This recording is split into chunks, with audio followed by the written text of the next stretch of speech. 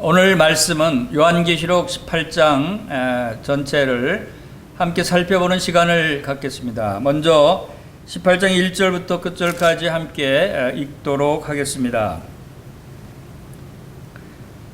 18장 1절입니다. 이 일 후에 다른 천사가 하늘에서 내려오는 것을 보니 큰 권세를 가졌는데 그의 영광으로 땅이 환하여지더라.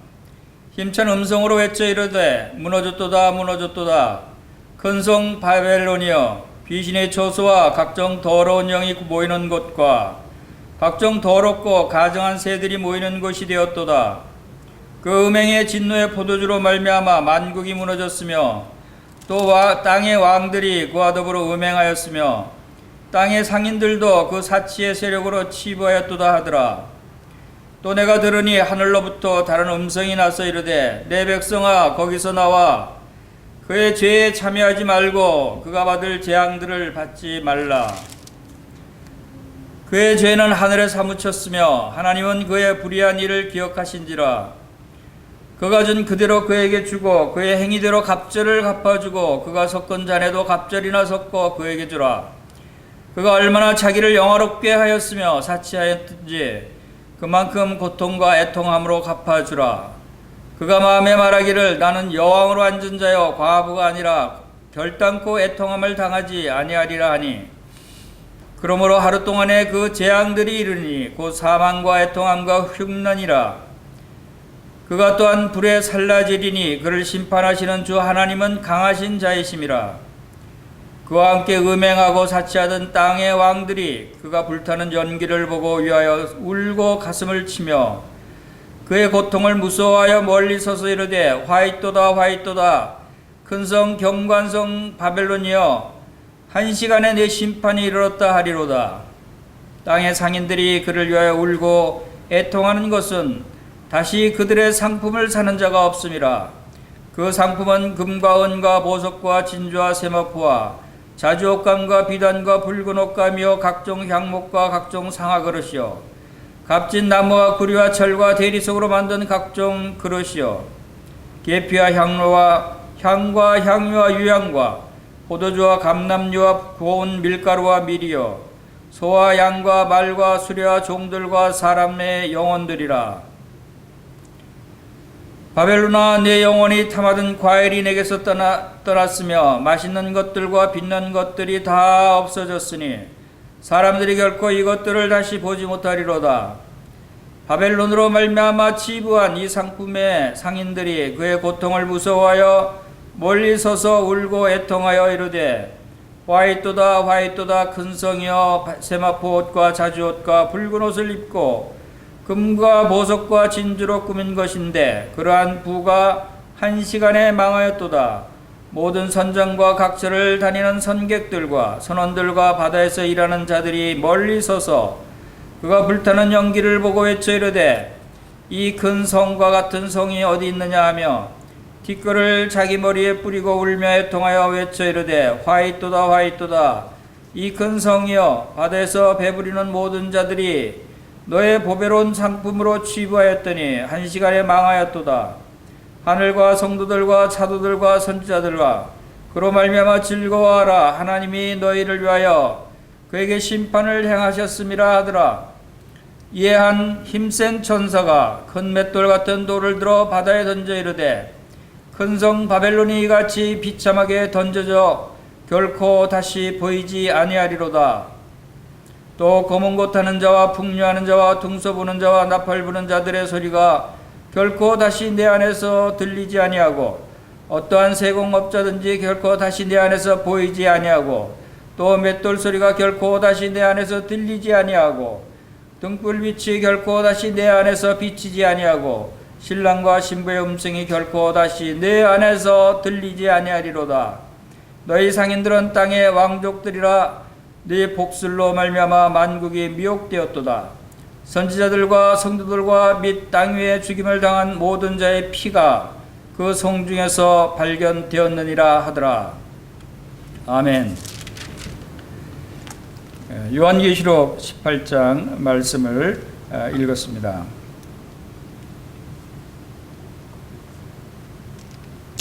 우리는 이제 요한계시록의 후반 부분에 접어들고 있습니다. 하나님께서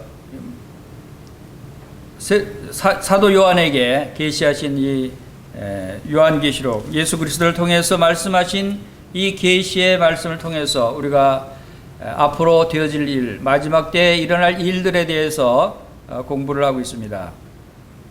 요한계시록을 살펴보면서 우리가 무엇을 알 수 있는가 하면, 지금까지 하나님께서 인류 역사 가운데 역사하신 하나님의 많은 그 놀라운 일들이 어떠한 경륜과 어떠한 섭리 가운데, 또 하나님의 어떠한 계획 가운데 일이 이루어져 왔는가에 대한 결론적인 말씀을 요한계시록을 통해서 구체적으로 나타내 보여주고 있다고 생각이 됩니다. 우리는 이 요한계시록에서 생소한 단어들을 몇 가지 우리가 접하게 됩니다. 생소한 존재들이 나타나는 것을 보게 됩니다.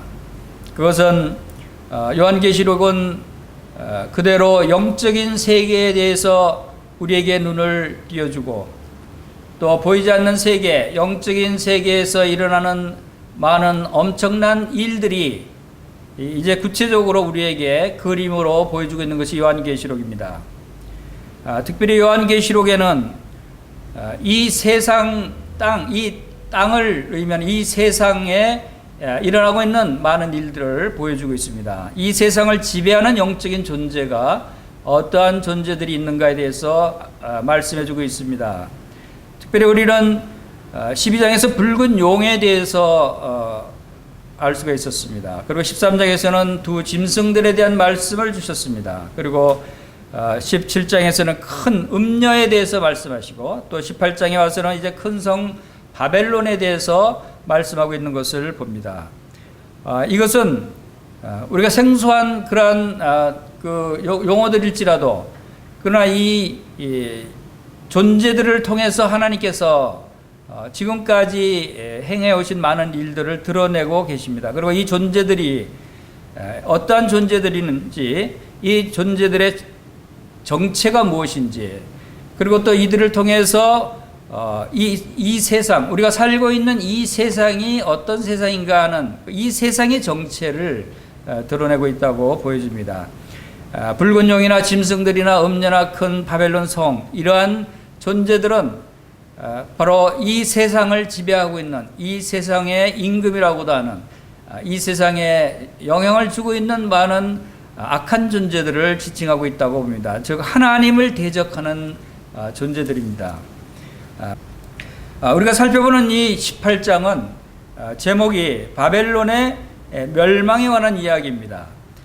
그러나 이 바벨론이 무엇인가에 대해서 우리가 알면 또한 놀라게 됩니다.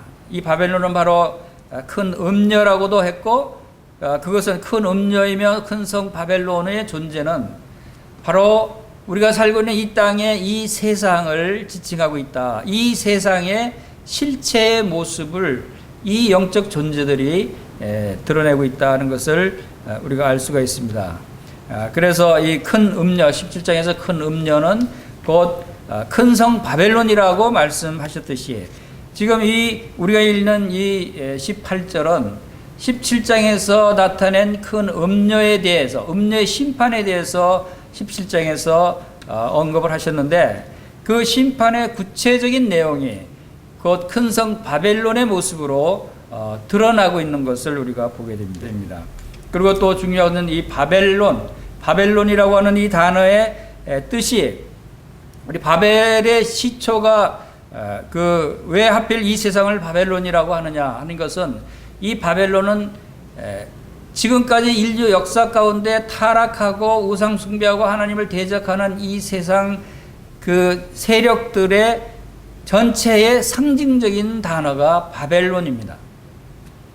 그것은 창세기 11장에서 최초로 이제 바벨론이 시작됩니다. 신할 땅의 바벨이라고 한 그 나라는 신할 땅의 바벨이다. 니브롯을 비롯해서 이제 그 하나님을 대적하는 무리들이 처음 시작한 나라가 신할 땅의 바벨이라고 하는 지역에서 시작됐는데, 이 신할 땅은 고대 바벨론 지역입니다. 그것은 중동 지역의 유브라데스 강과 그 디그리스 강 사이에 그 평지를 바벨론 지역이라고 우리가 얘기하고 있습니다. 그래서 바로 이 니므롯을 비롯한 이 우상 숭배자들이 그곳에서 하나님처럼 높아지기 위해서 바벨탑을 쌓다가 하나님께서 그들을 언어를 혼잡케 해서 다 흩으셨습니다. 그래서 언어를 혼잡하게 하다는 그런 뜻의 의미가 바벨이라고 하는 의미다라고 하는 것입니다. 그래서 이 혼잡, 음행, 우상 숭배의 상징적인 단어가 이 바벨론이라고 하는 단어로 바뀌어졌다라고 하는 것을 봅니다. 그 후로 계속해서 하나님의 백성을 대적하고 하나님을 대적하는 무리와 세력들 그리고 나라가 일어났는데 이제 신바벨론이라고 해서 이 중동 지역에서 시작한 세계 제국이 그 신바벨론 제국이 생겼습니다. 그 신바벨론이 바로 이 이스라엘 하나님의 백성 이스라엘을 핍박하고 침공하고 멸망시켜서 그들을 포로로 잡아가서 이스라엘을 멸망시킨 주 세력이 이 신바벨론 세력이다라고 하는 것을 우리가 알 수가 있습니다. 그래서 이 바벨론이라는 존재가 매우 두려운 무서운 이 세상의 존재다라고 하는 것을 보게 됩니다. 그래서 이 바벨론이란 신바벨론을 이어서 이제 마지막 이 세상 끝에 요한계시록에서 다시 큰 성 바벨론 제국이 등장을 합니다.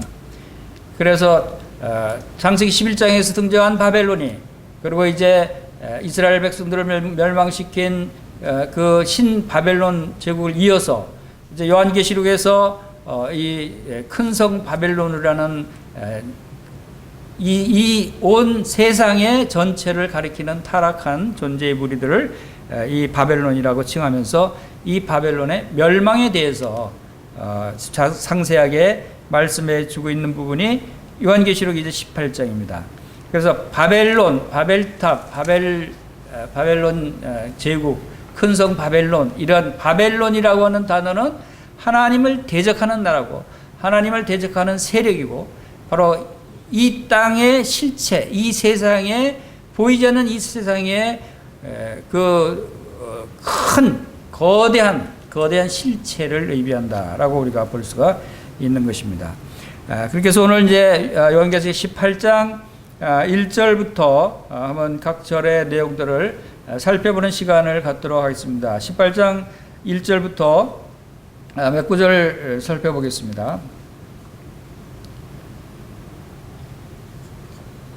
18장 1절 이 일 후에 다른 천사가 하늘에서 내려오는 것을 보니 큰 권세를 가졌는데 그의 영광으로 땅이 환하여지더라. 자, 이 일 후에는 어떤 일 후에냐면 17장 1절에서 말씀하신 대로 큰 음녀의 심판을 보이리라고 한 그 음녀의 심판을 보이리라고 한 그 후에 이제 구체적인 그 심판의 모습을 보여주시는 것입니다. 그래서 다른 천사가 하늘에서 내려오는 것을 보니 바로 하늘에서 내려온다고 하는 하나님의 명령을 따라서 행하는 천사들을 말합니다. 보니 그들이 큰 권세를 가졌다고 합니다. 이 큰 권세라고 하는 것은 바벨론을 멸망시킬 권세입니다. 바벨론을 멸망시킬 권세라는 것은 다시 말씀드려서 이 세상을 멸망시킬 권세라는 것입니다. 바벨론은 바로 이 땅의 온 세상 세력이다라고 보시면 됩니다. 그리고 그 영광으로 땅이 환하여지더라. 이 바벨론을 멸망시키러 이 땅에 내려온 천사가 얼마나 능력 있는 천사인가 하면은 그 영광으로 하나님의 영광으로 땅이 환하게 밝아질 정도의 큰 능력과 권위를 가진 천사라고 우리가 생각할 수가 있습니다. 어떤 이들은 이 천사를 예수 그리스도를 의미한다라고 말하기도 합니다. 그리고 또 이 문자적으로 이 천사라고 본다면 이 천사 중에서도 가장 큰 권세를 가진 천사 중에 하나일 것이다라고 보기도 합니다. 왜냐하면 큰 영광으로 하나님의 영광이 나타난다고 하는 것은 꼭 예수 그리스도가 아니더라도 하나님께서 그 천사들이나 하나님의 종들에게 하나님의 영광을 드러내는 경우들이 있습니다. 예를 들어서 모세가 시내산에서 하나님과 40일 동안 함께 있은 후에 이 땅에 내려갔을 때 그가 하나님의 영광으로 얼굴에 광채가 나는 모습을 나타냈습니다. 그리고 백성들이 우리는 하나님의 영광을 바라볼 수가 없으니까 얼굴을 좀 가려주십시오 할 정도로 하나님의 영광은 하나님의 종들에게도 나타난다 하는 것을 우리가 알 수가 있습니다. 그리고 2절 보겠습니다. 힘찬 음성으로 외쳐 이르되 무너졌도다 무너졌도다 큰 성 바벨론이여 귀신의 처소와 각종 더러운 영이 모이는 곳과 각종 더럽고 가증한 새들이 모이는 곳이 되었도다. 자, 큰 성 바벨론이 무너졌다고 이제 외칩니다. 자, 큰 성 바벨론이 무너졌다. 왜 이 무너졌다는 것이 큰 사건이겠습니까? 이 세상은 사람들이 절대 망하지 않을 거라고 생각하고 있었습니다. 이 세상은 사탄 마귀가 권세를 잡고 이 하나님을 대적하는 거의 모든 사람들이 하나님을 대적하기 위해서 똘똘 뭉쳐서 있는 그러한 또 수천 년의 역사를 가진 이 세상의 역사 가운데 이 세상의 세력들이기 때문에 지금도 그렇지만 이 온 세상이 망하지 않을 것이다. 절대 이 세력은 망하지 않을 것이다 라고 믿고 있었던 사람들인데 아니 갑자기 이 세상이 망하게 됐습니다. 무너집니다. 그러니까 이건 큰 사건일 수 있습니다. 그러니까 무너졌다 이거는 큰 뉴스인 것입니다. 큰 성 바벨론이 무너지는 것입니다. 그런데 이 큰 성 바벨론이 어떤 곳인가에 대해서 구체적으로 말씀하고 있죠. 이 큰 성 바벨론이 어떤 곳이냐면 첫째로 귀신들의 처소다라고 합니다. 바로 이 큰 성 바벨론이 어떤 곳인가에 대한 그 구체적인 실체를 지금 나타내고 있죠. 이 바벨론은 귀신들의 처소입니다. 귀신들은 누굽니까? 천사장 루시퍼가 하나님을 대적해서 하나님으로부터 쫓겨났을 때 그들을 많은 천사들을 유혹해서 천사들이 루시퍼 사탄 마귀에 동조하는 천사들과 함께 이 땅으로 쫓겨내려온 천사들을 귀신들이라고 합니다. 귀신, 마귀라고 하죠. 그 귀신들의 초소가 바로 이 땅이라는 것입니다. 바벨론이라는 것입니다. 그리고 각종 더러운 영이 모이는 곳입니다. 이 세상은 얼마나 더러운 영들이 모여 있습니까? 얼마나 각종 추악한 영들이 모여 있는 곳입니까? 그리고 또 각종 더럽고 가증한 새들이 모이는 곳이 되었도다. 이 새들이라는 것은 사탄을 추종하는 세력인데 특히 또 가증한 새들이다. 이 자기들을 새들은 먹이를 쪼아 먹습니다. 이 가증한 새들이라는 것은 하나님을 대적한 많은 우상, 미신 이런 잡다한 그런 종교적인 그러한 존재들, 그러한 것들을 귀신들과 함께 더러운 영과 함께 바로 이 큰 성 바벨론에 모여 있었다라고 하는 것입니다. 이 세상이 그렇지 않습니까? 이 세상이 얼마나 우상으로 난무합니까? 얼마나 미신이 활발하게 되어 있습니까? 얼마나 사람들이 하나님을 대적합니까? 심지어는 자기가 사탄이라고 얘기하는 사람도 있고 어떤 사람은 자기가 하나님이라고 얘기하는 사람도 있고 얼마나 이 무지몽매하고 타락한 악한 존재들이 모여있는 곳이 이 세상입니다. 이것이 큰 성 바벨론이라는 것입니다. 그리고 3절을 보겠습니다. 그 음행의 진노의 포도주로 말미암아 만국이 무너졌으며 또 땅의 왕들이 그와 더불어 음행하였으며 땅의 상인들도 그 사치의 세력으로 치부하였도다. 자, 여기 3절에서는 바벨론 멸망한 원인의 세 가지를 구체적으로 말씀하고 있는 것을 우리가 볼 수 있습니다. 바벨론이 왜 멸망했냐 하면 첫째, 음행의 진노의 포도주로 멸망했다라고 합니다. 음행의 진노의 포도주로 말미암아 만국이 무너졌으며 음행의 진노의 포도주가 뭡니까? 음행이라고 하는 것이 뭡니까? 음행이라고 하는 것은 우리가 잘 알고 있는 대로 사랑해서는 안 될 것들을 사랑하는 것이 음행입니다. 음행은 내가 사랑해서는 안 될 것, 사랑해서는 안 될 사람을 사랑하는 것이 바로 음행인 것입니다. 다시 쉽게 말씀드리면 자기 남편만을 사랑해야 되는데 다른 이간 남자를 사랑한다든가 이런 것들이 우리가 음행이라고 그러죠. 음녀라고 그러죠. 그런 의미입니다. 근데 그것이 이 요한계시록에서는 그러한 의미보다도 영적인 의미에서 음행을 말씀하고 있는 것입니다. 즉 우리가 사랑해야 될 분은 오직 누구죠? 하나님 한 분이십니다. 하나님만을 사랑해야 되는데 하나님을 대적하는 미신들, 우상들, 사탄들 이런 잡다한 다른 신들을 사랑하는 것은 바로 음행, 바로 음녀인 것입니다.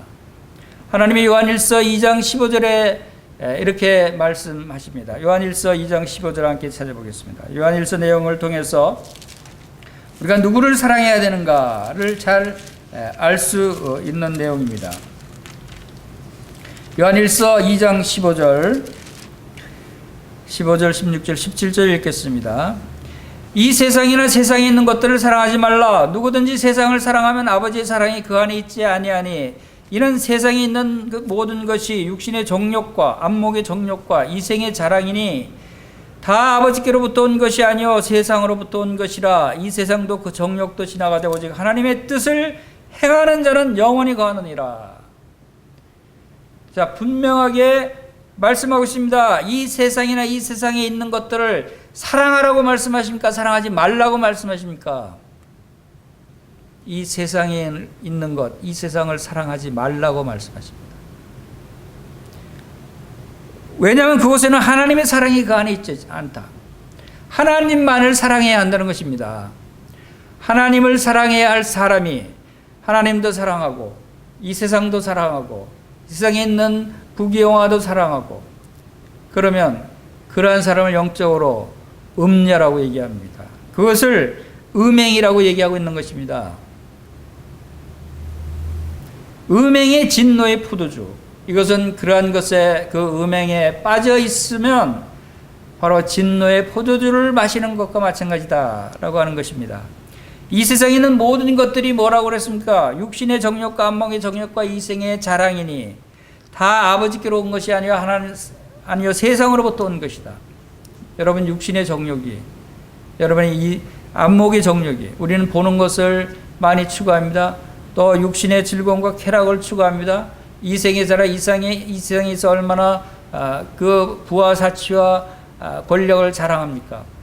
이러한 것들은 아버지께로부터 온 것이 아니라는 것입니다. 이 세상으로부터 온 것입니다. 이 바벨론 성으로부터 나오는 이 바벨론 성의 가치관들로부터 온 것입니다. 그러한 것들을 사랑하는 사람들은 바로 음행을 저지르는 사람들이라는 것입니다. 또 땅의 왕들이 그와 더불어 음행하였습니다. 이 음행은 땅의 왕들, 지도자들, 권력자들도 여기에 빠져 있는 것입니다. 그리고 땅의 상인들도 그 사치의 세력으로 치부하였도다. 여러분, 여기 상인들이 나옵니다. 이 상인들은 특별히 형제인들을 얘기할 수 있습니다. 그러나 나중에 나오지만 이 상인들도 바로 왕들을 가리키는 것임을 알 수 있습니다. 이 경제적으로 부를 추구하는 사람들, 그런 사람들은 그 사치의 세력으로 치부하였다. 여러분, 부를 추구하지 않은 사람이 있습니까? 모든 사람들이 다 부를 추구하는 걸로 알고 있습니다. 그러나 그것을 필요에 따라서 그것을 추구하는 것은 몰라도 이 세상 부를 사랑하고 그것을 쫓아가고 거기에 모든 것을 매달리는 그러한 자들은 바로 여기에 땅의 상인들, 땅의 왕들과 같이 음행하는 자들이라고 할 수가 있는 것입니다. 그 사치의 세력으로 치부하였다. 부를 추구하는 자들을 가리키는 것입니다. 4절 보겠습니다. 그러한 상황에서 또 내가 들으니 하늘로부터 다른 음성이 나서 이르되 내 백성아 거기서 나와 그의 죄에 참여하지 말고 그가 받을 재앙들을 받지 말라고 말씀하십니다. 그의 죄는 하늘에 사무쳤으며 하나님은 그의 불의한 일을 기억하신지라. 자, 하늘로부터 음성이 나타납니다. 하나님의 말씀입니다. 내 백성아 거기서 나와라 라고 말씀하십니다. 이 세상에서 나오라는 것입니다. 그 큰 바벨론 성에서 나오라는 것입니다. 타락의 산 온거지고 그것은 귀신들이, 각종 기수인들이 모이는 곳이고 더럽고 추한 영들이 모이는 곳입니다. 이 세상은 타락하는 곳이라는 것입니다. 이 세상에 빠지지 말라는 것입니다. 이 세상에서 나오라고 말씀하십니다. 거기서 나와라. 하나님께서는 항상 이 세상을 두 종류로 나눕니다. 이 세상 사람들이 바로 이 세상에 그 바벨론 성에 해당되는 이 세상, 타락한 세상에 살고 있는 사람과 거기서 건짐을 받은, 구원받은 하나님의 백성들을 구별하십니다. 창세기 12장에서 하나님께서 갈대 우르에서 아브라함을 불러내십니다. 갈대 우르에서 떠나라 라고 창세기 12장 1절에서 말씀하십니다. 갈대 우르가 어딘지 아십니까? 그것이 바벨론입니다.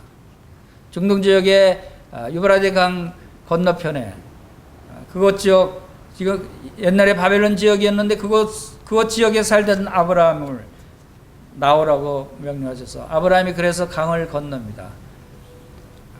그 강이 유브라데 강을 건넌 것입니다.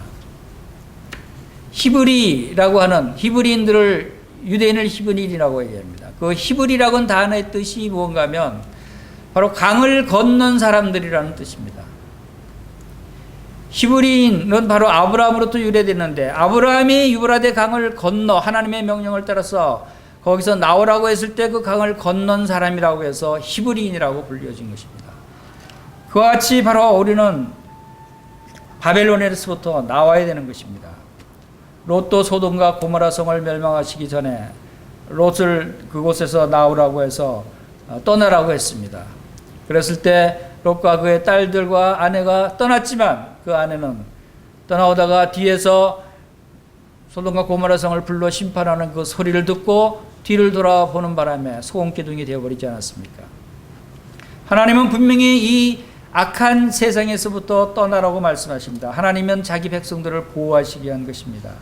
오늘 신약교회에선 부정한 죄에서 떠나라고 말씀하십니다. 이사야서 52장 11절에서도 너희는 떠날지어다 거기서 나오고 부정한 것을 만지지 말지어다 그리고 정결하게 할지어다고 합니다. 그리고 이제 그 죄에 참여하지 말고 그가 받을 재앙들을 받지 말라고 말씀합니다. 그 바벨론 성의 죄에 참여하면 결과는 어떻게 된다고요? 그것은 하나님의 심판으로 재앙을 받는 것입니다. 그래서 그가 받을 재앙들을 받지 말라고 얘기하는 것입니다. 5절 보겠습니다. 그의 죄는 하늘에 사무쳤으며 하나님은 그 불의한 일을 기억하신지라. 그들의 죄는 하늘에 사무쳤다고 했습니다. 하늘에 도달했다는 것입니다. 하늘에 닿았다는 것입니다.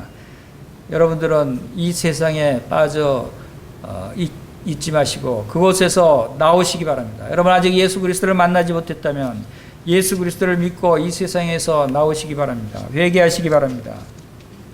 그 불의한 일을 하나님은 기억하십니다. 하나님은 절대 불의한 일을 잊어버리지 않으시는 분이십니다. 6절 보겠습니다. 그가 준 그대로 그에게 주고 그의 행위대로 갑주를 갚아주고 그가 섞은 잔에도 갑절이나 섞어 그에게 주리라. 하나님은 그러한 이 바벨론 성에 참여해서 죄악 가운데 참여한 자들에게는 행위대로 갚아주십니다. 그리고 갑질이나 갚아주신다고 말씀하십니다.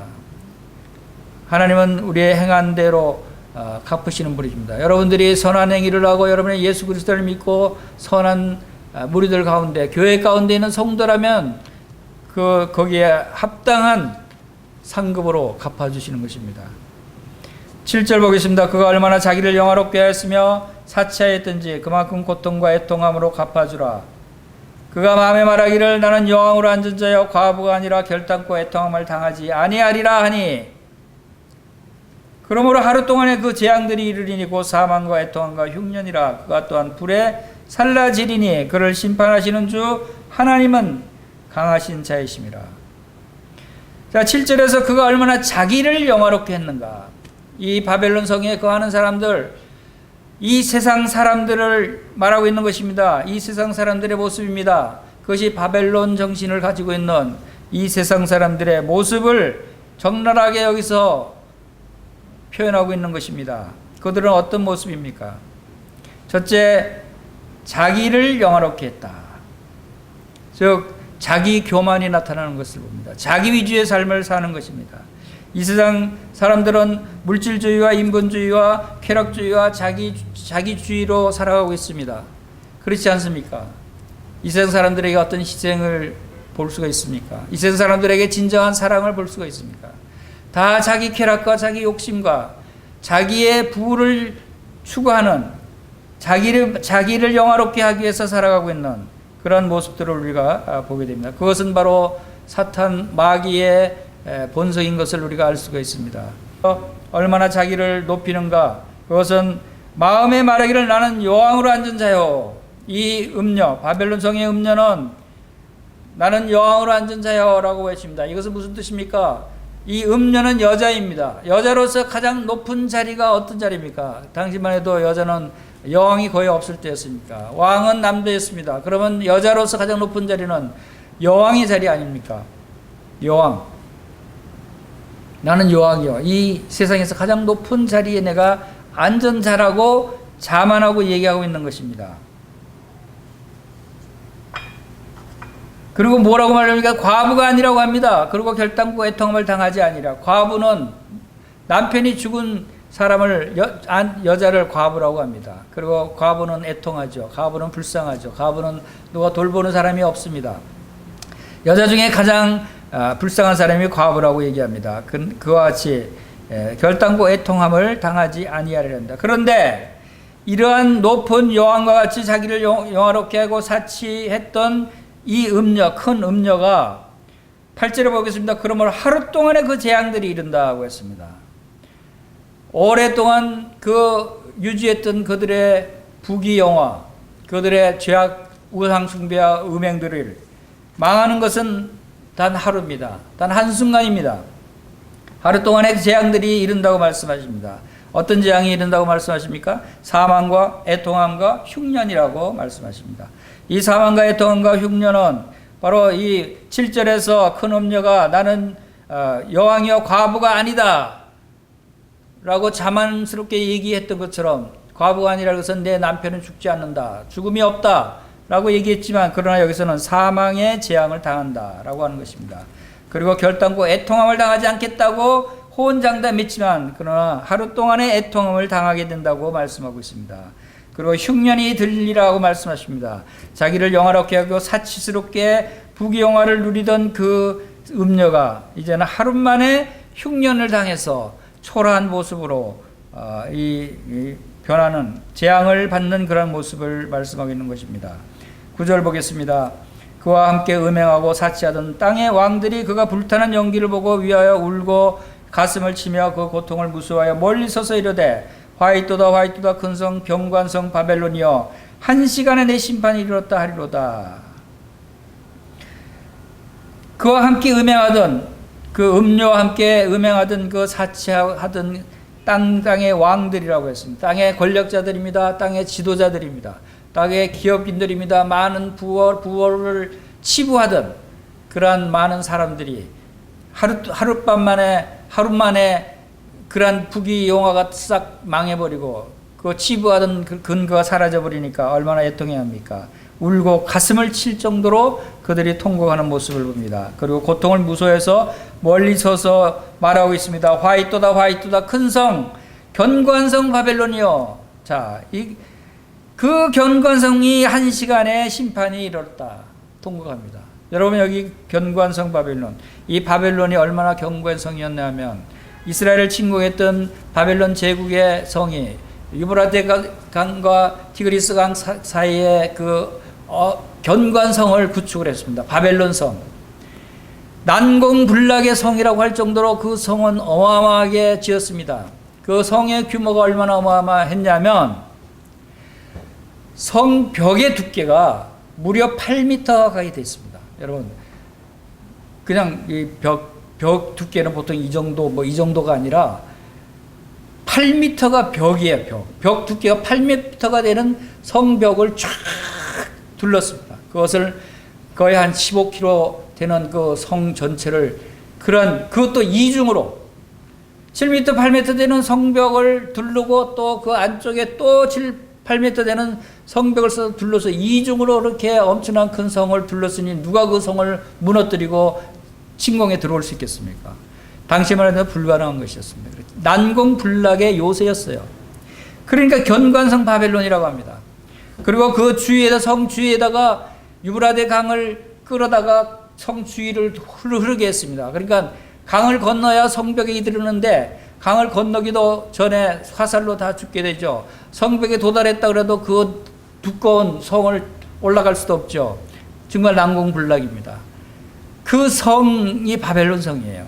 오늘날 이 세상 어떻습니까? 이 세상에 얼마나 많은 부와 또 권력과 많은 무기들을 생산하고 자기 나라 각각의 군사 무기를 고도화하고 최신화시키고 핵무기까지 동원해서 나라를 지키고 경제를 지키고 자기 국방을 튼튼히 하고 해서 각 나라들 미국, 유럽연합, 또 러시아, 중국 이런 나라들이 절대 우리는 망하지 않는다, 절대 우리는 무너지지 않을 것이다 라고 호언장담하고 있지만, 그러나 여기 뭡니까? 그러한 경관성이 한시간에 심판이 일어서 무너져 버렸습니다. 정말로 그때 그러한 경관성 바벨론이 무너진 것이 한순간이었어요. 그때 페르시아의 고레스 왕이 하나님께서 그에게 지혜를 주셔서 유브라데가 상류의 물길을 돌려버렸어요. 물길을 돌려서 그 성주위를 돌고 있던 물을 마르게 해서 건너갈 수 있게 하고, 또 지하로 성 가운데로 흐르게 한 지하수 그 통로를 물을 막아버리고 나서 그 지하수 통로로 해서 성 안으로 직접 들어와서 한순간에 왕이 거주하게 된 성에 연회를 베풀던 그 자리를 완전히 몰살시키는, 점령해버리는 이 일이 일어난 것입니다. 한시간의 심판이 일어났습니다. 이와 같이 이 세상 마지막도 지금 이 온 세상이 얼마나 견고하고 얼마나 튼튼하고 절대 망하지 않을 세상이다 라고 얘기할지 몰라도 하나님께서 심판하시면 한순간에 이 세상은 멸망하고 마는 것입니다. 이 큰 성 바벨론이 멸망하게 돼 있다고 하는 것을 우리가 여기서 알 수가 있는 것입니다. 11절에 보십시오. 땅의 상인들이 그를 위해 울고 애통하는 것은 다시 그들의 상품을 사는 자가 없습니다. 자, 이 북이 영화를 누리는 부를 축적하고 많은 경제적으로 부강해지는 원인들이 미국이나 유럽이나 러시아나 이런 강대국들이 사람들이 많은 그 상품들을 사고 무역거래가 활발하고 해서 서로 세계가 하나로 연합해서 이 경제적으로 부강해지는 그러한 시대에 우리가 살고 있습니다. 이러한 부귀들이 그 나라들이 다 망함으로 해서 이 경제적으로 부를 누리던 사람들이 다 같이 무역을 할 나라가 없어졌으니까, 상품을 팔 장소가 없어졌으니까 망하게 된다는 사실을 말씀하고 있습니다. 그 상품들이 어떤 상품이라는 건 또 구체적으로 나옵니다. 12절에 보면은 그 12절과 13절에 보면은 이제 상품이 여러 종류가 나옵니다. 금융 상품으로 금과 은과 보석과 진주 같은 금은 보석 상품이 나오고, 세마포와 자주 옷감과 비단과 붉은 옷감, 또 의류 상품들이 나오고, 또 각종 향목과 각종 상아그릇, 값진 나무와 구리와 철과 대리석으로 만든 각종 그릇으로 아주 값진 대리석 그릇들, 용구들, 그런 것들도 무역을 하고, 계피 향료와 향과 향유와 유향과 이런 것들은 사치품이고 화장품들이죠. 이런 것들도 많이 무역거래를 해서 부를 축적했죠. 그리고 포도주와 감람류와 고운 밀가루와 미려, 이건 식료품과 곡물 시장이 또 이 세상 많은 거부들을 만들어냈습니다. 그리고 소와 양, 가축 시장이 얼마나 활발하게 움직이고 있습니까? 말과 수레, 이건 운송 시장입니다. 당시에는 말과 수레였지만 지금은 자동차, 배, 비행기, 뭐 이런 다양한 최신 첨단 운송 수단들이 하늘을 날아 무역 거래를 하고 있는 것을 우리가 알 수가 있습니다. 그리고 종들과 13절 끝에 종들과 사람의 영혼들까지 사고 팔았다는 것을 여기서 보게 됩니다. 종도 사고 팔죠. 사람을 사고 팔 뿐 아니라 영혼을 사고 팔기도 했다는 것입니다. 이게 무슨 말입니까? 그리고 이어서 14절 보겠습니다. 바벨론아, 내 영혼이 탐하던 과일이 내게서 떠났으며 맛있는 것들과 빛난 것들이 다 없어졌으니 사람들이 결코 이것들을 다시 보지 못하리라. 바벨론으로 말미암아 치부한 이 상품의 상인들이 그들의 고통을 무서워하여 멀리 서서 울고 애통하여. 자, 여기서 놀라운 것은 사람의 영혼들도 사고 팔고 하던 사람들, 그리고 14절에서 바벨론아, 내 영혼이 탐하던 과일을 얼마나 탐했습니까? 그들이 얼마나 맛있는 것들, 이 맛있는 것들만 찾아 먹고 고급 요리들만 먹고 하는 그러한 것들, 그리고 빛난 것들, 금은 보석으로 치장하고 막 광 빼고 빛나게 이렇게 치장하는 것들, 이런 것들을 탐했는데 얼마나 그런 것들을 탐했는가 하면, 얼마나 그런 것들을 치부했는가 하면 네 영혼이 탐하던 것이다. 이것이 놀라운 것입니다. 물론 우리가 이 세상에 살면서 금은 보석도 필요하고 많은 곡물도 필요하고 많은 각종 좋은 그릇들, 또 많은 양식과 소화양 다 필요한 것들입니다. 우리도 이 세상에 살 때 없어서는 안 될 것들입니다. 그러나 그런 것들을 필요에 따라 우리가 그 매매를 하고 사고 거래를 하고 사용하기도 하지만, 문제는 여기 바벨론의 문제는, 그리고 이 이 세상 타락한 이 사회의 문제는 14절에 나와 있다고 봅니다. 내 영혼이 탐하던 것이라고 그랬습니다. 영혼까지 동원해서 탐욕을 부렸다라고 하는 것입니다. 이것은 우리가 이 세상에 살면서 뭐 돈을 벌지 말라고 하는 것이 아닙니다. 또 물건을 쓰지 말라는 것이 아니죠. 다 필요합니다. 그러나 그런 것들은 우리의 영적인 생활의 필요에 따라서 우리가 사용하는 것이지, 우리의 영혼을 팔아서까지 그것을 가지려고 하는 것은 그것은 욕심이고 탐욕이다라고 하는 것입니다. 골로새서 3장 5절부터 보면은 그러므로 땅에 있는 지체를 죽이라. 곧 음란과 부정과 사욕과 악한 정욕과 탐심이니 탐심은 곧 우상 숭배니라 라고 하는 말씀이 있습니다. 땅에 있는 지체를 죽이라는 것입니다. 그리고 그 안에 그 지체는 뭐냐면 음란이 들어가 있습니다. 음란하는 것도 땅에 있는 지체에서 나오는 본성입니다. 부정한 것도 땅에 있는 지체의 본성이에요. 사욕, 악한 정욕, 이런 것들이 땅에 있는 우리 육신의 정욕에 속하는 것입니다. 그리고 탐심이니, 이 탐심도 육신의 정욕인 것입니다. 이런 것들은, 그 중에 특히 탐심은 우상 숭배라고까지 하면서 하나님을 사랑하지 않고 우상을 사랑하는 것 같은, 하나님 대신에 그 탐욕을 더 추구하는 것, 이것이 문제라고 하는 것입니다. 성도들의 탐심과 탐욕은 우리 성도들도 이러한 것들을 가질 수 있어요. 그러나 그런 것은 이 땅의 지체들에서 나오는 것입니다.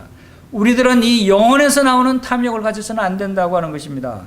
우리의 성도들의 영혼은 우리의 새로운 피조물이라고 했습니다. 우리의 영혼은 새롭게 태어난 영혼들입니다. 이 영혼들은 온전히 하나님의 거룩함으로, 성결함으로, 경건함으로 무장되어 있는 것이 우리의 영혼입니다. 이런 영혼이 이 더러운 영과 더러운 이 세상의 것들로 가득 채워서는 안 된다고 하는 것입니다. 우리는 새로운 피조물이기 때문에 이 땅에 속하지 않고 하늘에 속해 있는 자들이다 라고 하는 것을 우리가 알 수가 있습니다. 그러므로 우리는 이 영혼까지 팔아서 그러한 부를 축적하려고 해서는 안 된다고 하는 것입니다. 요즘 그 뉴스에 가끔 그런 보도들이 나옵니다. 영끌하지 말고 기다려라. 무슨 얘기입니까?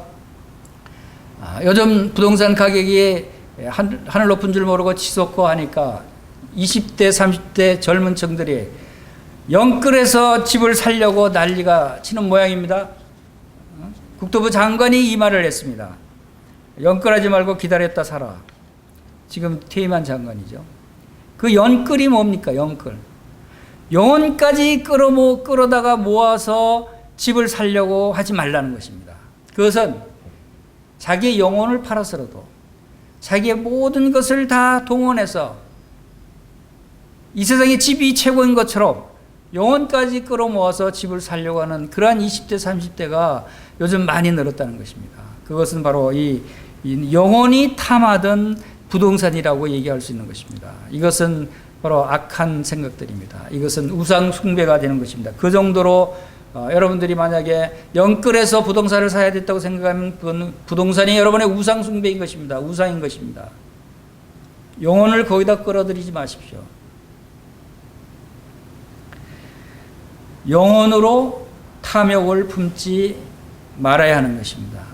우리의 영혼은 순결한 것입니다. 우리의 영혼은 이 땅에 있는 것으로 탐욕을 부리는 영혼들이 아닙니다. 우리의 영혼은 하늘에 있는 것을 추구하는 것입니다.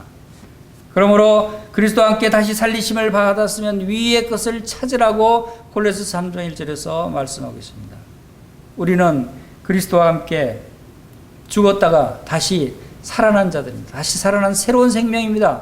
이 새로운 생명은 새로운 피조물이고 새로운 영이고 이 새로운 영은 하나님으로부터 온 생명입니다.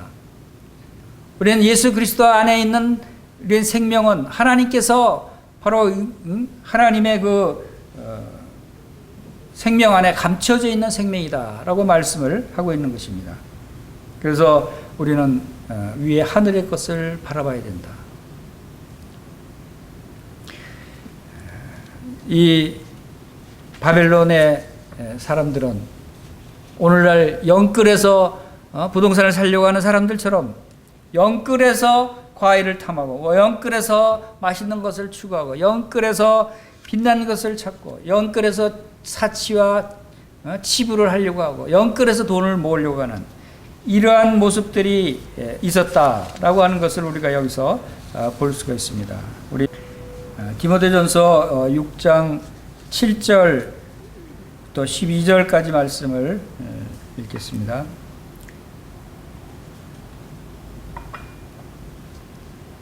우리가 세상에 아무것도 가지고 온 것이 없음에 또한 아무것도 가지고 가지 못하리니 우리가 먹을 것과 입을 것이 있은즉 족한 줄로 알 것이니라. 부하려 하는 자들은 시험과 올무와 여러 가지 어리석고 해로운 욕심에 떨어지느니 곧 사람으로 파멸과 멸망에 빠지게 하는 것이라. 돈을 사랑함이 일만하게 뿌리가 되나니 이것을 탐내는 자들은 미혹을 받아 믿음에서 떠나 많은 근심으로써 자기를 찔렀도다. 오직 너 하나님의 사람아 이것들을 피하고 의와 경건과 믿음과 사랑과 인내와 온유를 따르며 믿음의 선한 싸움을 싸우라. 영생을 취하라. 이를 위하여 네가 부르심을 받았고 많은 증인 앞에서 선한 증언을 하였도다. 바로 돈을 사랑함이 일만하게 뿌리가 된다. 바로 영혼으로 탐내는 것, 영혼을 동원해서 영혼까지 부를 추구하고 돈을 벌려고 하는, 부하려고 하는 자들이 바로 이러한 시험과 올무에 빠지게 된다라고 합니다. 그러므로 우리가 하늘에 생명이 있고 하늘에 소망을 가진 성도들에게는 우리가 이 세상에 아무것도 가지고 온 것이 없기 때문에 우리가 이 세상의 것들은 가지고 갈 것이 아무것도 없다고 하는 사실도 알아야 하는 것입니다. 이 세상에 이러한 많은 부귀 영화를 누린다고 할지라도 이 바벨론 성이 무너진 같이 이 부귀 영화는 한순간에 무너져버리고 망해버리고 없어져 버린다고 하는 사실을 우리가 알아야 됩니다. 그리고 이런 것들을 우리가 이 땅에 머물기는 동안 우리는 바로 이러한 지체와의 싸움, 영적인 싸움을 싸워야 하는데 믿음의 선한 싸움이라고 말씀하고 있습니다. 그 다음에 보겠습니다. 이제 16절.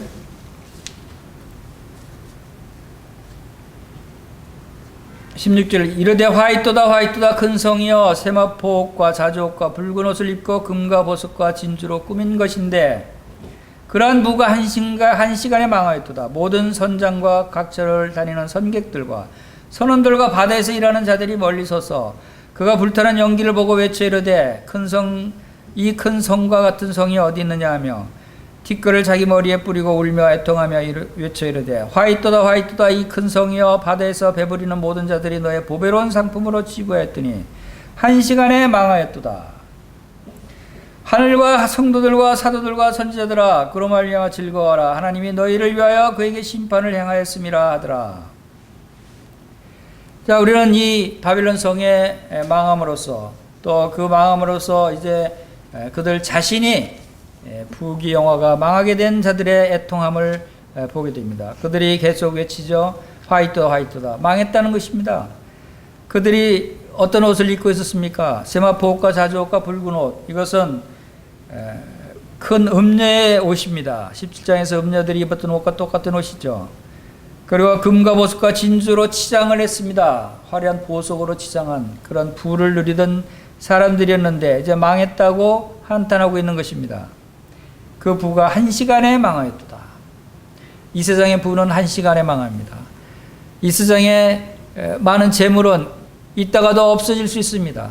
또 없다가도 하나님께서 채워주실 수도 있습니다. 있다가도 없어질 수 있고 없다가도 있을 수 있는 것이 이 세상의 재물입니다. 정함이 없다고 그래서 정함이 없는 재물에 마음을 두지 말라고 하는 것입니다. 우리는 이렇게 흔들리고 없어질 수도 있고 생길 수도 있고 하는 것에 우리의 영혼을 거기에 집중해서는 안 되는 것입니다. 우리의 영혼의 탐욕을 그곳에 쏟아서는 안 되는 것입니다. 우리의 영혼은 하늘에 있는 것을 바라봐야 됩니다. 하늘에서 하나님께서 우리에게 약속하신 것이 무엇입니까? 하늘에 속한 모든 신령한 것들이 얼마나 많이 있습니까? 근데 그 모든 것을 우리에게 주셨다고 하지 않았습니까? 생명과 경건에 속한 모든 것을 우리에게 주셨다고 말씀하고 있는 것입니다. 하늘에 얼마나 많은 기업들, 부귀 영화들이 영화로운 것들이 있습니까? 영원히 썩지 않고 영원히 쇠하지 않고 영원히 망하지 않는 견고한 기업이 우리에게 있다라고 말씀하십니다. 우리는 이들 요한계시록 18장에 나오는 이 바벨론 성의 사람들과 같지 않습니다. 여전히 아직 그 가운데 있는 사람이 있다면 그곳에서 나오라고, 내 백성들아 나오라고 하나님께서 말씀하시고 있는 것입니다. 그러나 그곳에 이미 나온 성도들은 바로 그러한 것을 보면서 어떻게 하라고 말씀하고 있는 것입니까?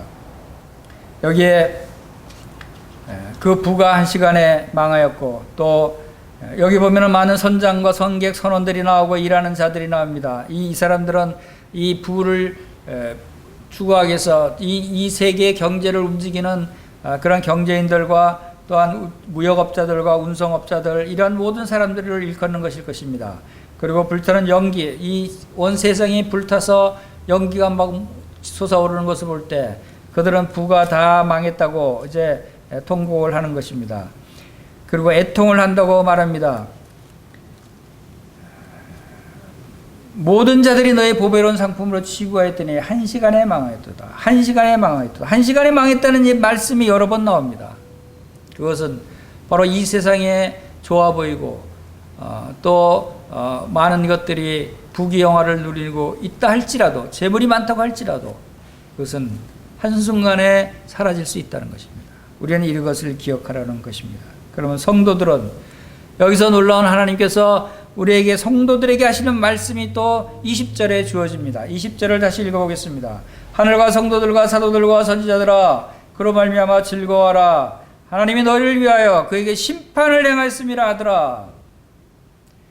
자, 이러한 광경을 하나님께서 보여주시면서 이 세상 바벨론 성, 큰 음녀의 성이 불타서 망하고 있는 모든 사람들이 애통하고 통곡하는 이 세상의 멸망을 보여주시면서 하늘과 성도들, 하늘이라고 하는 것은 하늘에 있는 아마 천사들을 이야기할 수 있습니다. 그리고 하늘에 있는 성도들에게, 또 하늘에 있는 사도들에게, 선지자들에게 뭐라고 말씀하십니까? 그로 말미암아는 이 바벨론 성이 멸망하는 것으로 인해서 즐거워하라는 것입니다. 이 세상이 망하는 것을 보고 너희들은 즐거워해라는 것입니다. 아까는 내 백성들아 그곳에서 나와라 라고 말씀하십니다. 그리고 이제는 하늘에서 내려다보면서 그 망하는 이 세상을 보면서 즐거워하라고 말씀하십니다. 왜냐하면 하나님이 너희를 위하여 그에게 심판을 내렸다. 바로 우리 성도들을 위해서 이 바벨론 성을 심판하셨다라고 말씀하십니다. 왜 그렇습니까? 이 바벨론 성이 바로 왜 이러한 심판을 받아야 합니까? 그것은 바로 이제 21절에서 24절에 나오는 내용대로 그들이 얼마나 성도들을 핍박하고 성도들을 죽이고 그 성도들의 그 피를 그 진노의 포도주 삼아 마셨던 그들이었기 때문에 그렇습니다. 21절 보겠습니다. 이에 한 힘센 천사가 큰 맷돌 같은 돌을 들어 바다에 던져 이르되 큰 성 바벨론이 이같이 비참하게 던져져 결코 다시 보이지 아니하리라. 자, 21절부터 계속 나오는 것은 이제 큰 성 바벨론이 다시 보이지 않겠다, 들리지 아니하겠다, 보이지 아니하겠다, 들리지 아니하겠다 하는 말씀으로 이어집니다. 22절에 또 검은꽃 하는 자와 풍류하는 자와 통소 부는 자와 나팔 부는 자들의 소리가 결코 다시 내 안에 들리지 아니하고 어떠한 세공업자든지 결코 다시 내 안에서 보이지 아니하고 또 맷돌 소리가 결코 다시 내 안에서 들리지 아니하고 등불빛이 결코 다시 내 안에서 비치지 아니하고 신랑과 신부의 음성이 결코 다시 내 안에서 들리지 아니하리로다. 너희 상인들은 땅의 왕족들이라. 네 복술로 말미암아 만국이 미혹되었도다. 선지자들과 성도들과 및 땅 위에 죽임을 당한 모든 자의 피가 그 성 중에서 발견되었느니라. 자, 이러한 엄청난 심판을 내리신 것은 바로 하나님께서 무엇을 성도들에게 즐거워하라고 하신 말씀, 그 이유도 24절 말씀 때문이라고 생각이 됩니다. 선지자들과 성도들과 및 땅 위에 죽음을 당한 모든 자의 피가 그 성 중에서 발견됐다. 그 성이 바로 성도들을 핍박해서 죽였기 때문에 그렇습니다. 인류 역사상 얼마나 오랜 기간 동안 얼마나 많은 성도들이 핍박을 당하고 죽임을 당해왔는가. 그것은 바로 이 큰 사탄 마귀의 세력과 큰 엄녀의 세력과 이 그 바벨론 세력들이 오랫동안 하나님을 대적하고 하나님의 복음을 전하는 그런 선지자들과 복음 전도자들의 죽임으로 순교를 당하게 함으로 그들의 피가 성중에서 발견됐다고 하는 그러한 것들에 대한 보응이고 심판이다라고 하는 것을 우리에게 보게 됩니다. 그런데 이 바벨론 성이 맷돌 같은 큰 돌로 비유를 해서 연자 맷돌 같은 큰 맷돌을 바다에 던지면 바다에서 그게 떠오릅니까? 그냥 슉 가라앉아서 사라져 버립니다. 절대 다시 떠오를 수 없는 것을 비유합니다. 그만큼 큰 성 바벨론이 비참하게 던져지고 완전히 다시 보이지 않게 되는 일이 종말에 일어난다는 것입니다. 그리고 또 22절에서는 음악 소리가 사라집니다. 음악 소리가 다시는 들리지 않는다고 얘기합니다. 그리고 또 세공업자든지 결코 다시 내 앞에서 보이지 않는다고 하는 것은 세공업자들은 보석을 다듬어서 아름다운 그 기금송을 만드는 세공업자들이 없어진다는 것입니다. 그 얘기는 금은 보석과 진주로 치장하는 그 음료들이 치장을 할 수 없는 부가 이제 사라진다는 것입니다. 그리고 맷돌 소리가 결코 다시 내 안에서 들리지 않는다. 맷돌 소리, 맷돌을 가는 것은 바로 음식을 만들기 위해서 맷돌을 갈았습니다. 그 소리가 다시 들리지 않습니다. 그것은 이제 맷돌 갈 일이 없어진 것입니다. 그것은 음식을 만들 일이 없어진 것입니다. 흉년이 들고 기근이 들고 모든 것이 다 사라져버리기 때문에 먹을 것조차 없어지는 세상이 오기 때문에 맷돌 소리가 들리지 않는 것입니다. 그리고 등불이 결코 다시 비치지 아니한다 그랬습니다. 지금 요즘 오늘날도 얼마나 그 밤에 네온 사인 야광을 보면 얼마나 휘황찬란합니까? 밤에 네온사인이 휘황찬란하게 밝혀져 있는 것은 대부분이 바로 밤에 밤문화가 타락된 상태를 표시하는 것입니다. 그러한 것들이 사라진다는 것입니다. 등불빛이 다시 비치지 않겠다. 그리고 신랑과 신부의 음성이 들리지 않는데요. 결혼하는 일이 없어진다는 겁니까? 그것은 오늘날 결혼식을 한번 생각해 보시기 바랍니다. 오늘날 결혼식이 얼마나 화려합니까? 얼마나 요란합니까? 얼마나 부를 과시하는 결혼식이 많습니까? 얼마나 많은 음식을 먹고 흥청망청하는 것이 결혼식에 보이는 것입니다. 아예 결혼식을 없애버리겠다는 것입니다. 그런 흥청망청 부귀영화를 누리는 그런 것들이 사라진다는 것을 말씀하고 있는 것입니다. 이런 것들을 없애버리고 들리지 않게 하고 보이지 않게 하는 것은 너희 상인들은 땅의 왕족들아 네 복술로 말미암아 만국이 미혹됐다. 바로 그 음료의 복술로 말미암아 만국이 온 세상이 미혹돼서 이렇게 흥청망청 이 타락한 상태로 돌아가고 있는 것을 말씀하고 있습니다. 이것이 그래서 4절에서 이러한 모습을 통해서 주님은 내 백성아 거기서 나와 그 죄에 참여하지 말고 그가 받을 재앙을 받지 말라라고 말씀을 하십니다. 우리는 지금 구원받은 성도라고 할지라도 우리의 영혼은 거듭나서 그들과 구별됐다고 할지라도 여전히 이 세상에 살고 있기 때문에 이러한 것들을 주의해서 우리 영혼이 깨어있지 않으면 우리도 모르는 사이에 한 발이 빠져들고 점점 깊이 이 세상에 빠져들 수가 있는 것입니다. 우리 정신을 차리고 깨어 기도해야 하는 것입니다. 그래서 우리는 구별된 삶을 살으라고 하는 것입니다. 왜냐하면 우리는 이 세상에 속한 사람이 아니고 하늘에 속한 사람들이고 우리의 소망은 이 세상의 금은 보석과 진주와 또 이 세상의 부귀 영화가 아니고 이 세상에 많은 돈이 아니고 많은 물질들이 우리의 소망이 아니다라는 것입니다. 그것들은 우리의 살아가는 데 필요한 것의 일부일 수는 있습니다. 그럼 그것이 목적이 되어서는 안 되는 것입니다.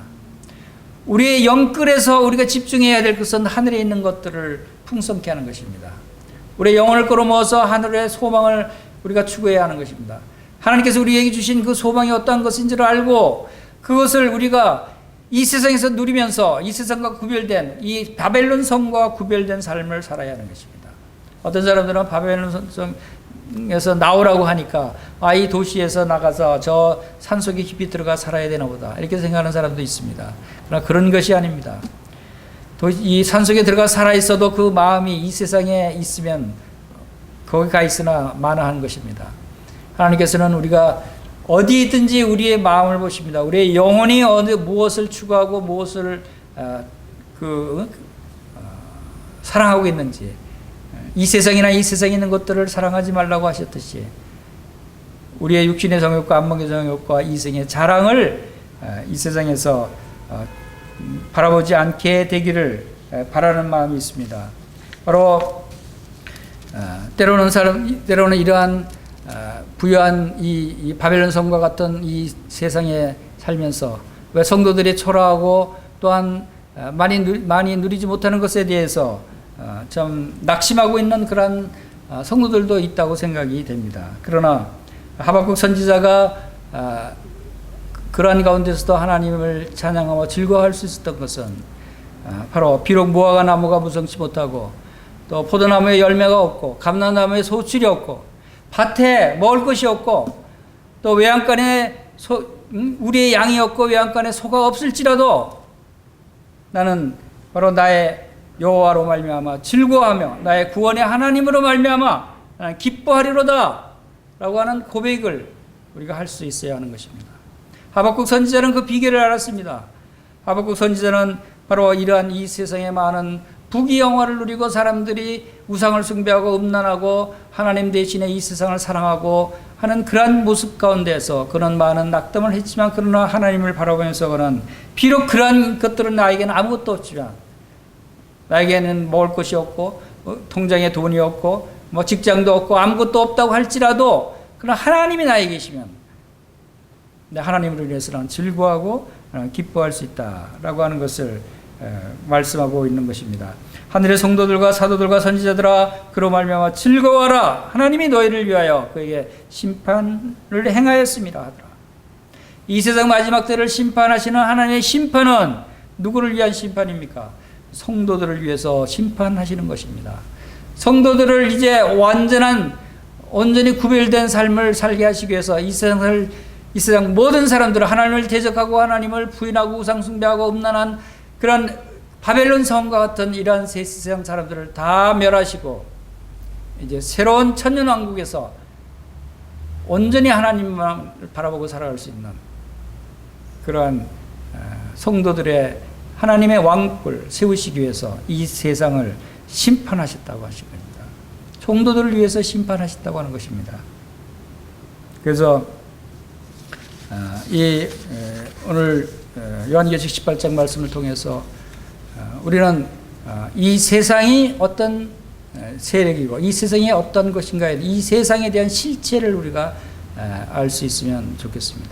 이 세상은 음녀의 세상입니다. 이 세상은 바벨론 성과 같은 세상이라고 했습니다. 이 세상을 다스리는 이 세상에 지배하는 사람은 누굽니까? 그것은 바로 사탄 마귀, 붉은 용과 붉은 짐승과 거짓 선지자가 바로 이 세상을 지배하는 이 세상의 임금이라고 했습니다. 그리고 그 짐승을 올라타고 활개를 치고 있는 존재가 바로 큰 음녀, 바로 자기의 영화를 누리길 추구하고 자기가 치부하고 많은 우상 숭배를 미혹하게 하는 그 음녀가 있는 그 큰 이 세상을 바벨론 성이라고 칭하고 있습니다. 이 세상 가운데서 우리가 나와야 한다는 것입니다. 이 세상 가운데서 우리가 구별되어야 한다는 것입니다. 그리고 이제 이 세상은 다 멸망할 것이고 이제 우리 성도들은 하늘에서 영원토록 주님과 함께 우리가 영생 복락을 누리게 되는 그러한 소망이 우리에게 있다라고 하는 것을 이제 요한계시록을 통해서 보여주고 있는 것입니다.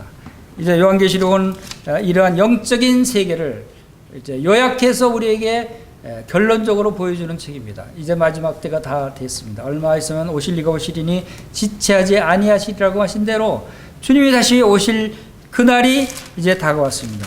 이제 다음 장인 요한계시록 19장에서는 주님이 이 지상의 강림에서 이제 이 땅의 모든 것을 다 쓸어버리고 이제 사탄과 마귀를 무적행에 불못에 던져놓는 장면이 나오는 것이 이제 다음 장 19장입니다. 이제 요한계시록의 끝부분이 다 왔습니다. 이제 이 생의 정말 끝 장면을 우리가 다음 장에서 보게 될 것입니다. 그리고 이어지는 것이 바로 이제 천년왕국과 영원한 새 예루살렘 성의 아름다운 영원한 우리의 나라를 하나님께서 자세히 보여주시고 있는 것입니다. 할렐루야. 얼마나 감사합니까?